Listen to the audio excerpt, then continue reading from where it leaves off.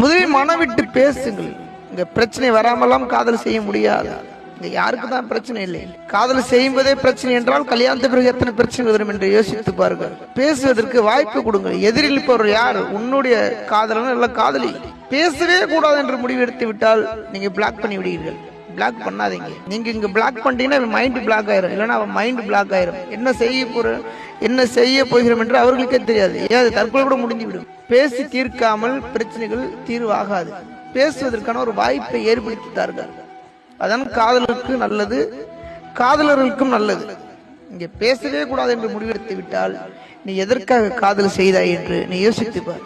நம்ம எதுக்கு காதல் செஞ்சோம்? காலம் போல அவன் கூட வாழணும், இல்ல அவ கூட வாழணும் தானே நாம காதல் செய்தோம். ஆனால் இப்ப பேசவே கூடாது பிளாக் பண்ணிட்டா அவன் மைண்ட் பிளாக் ஆயிருமா இல்லையா?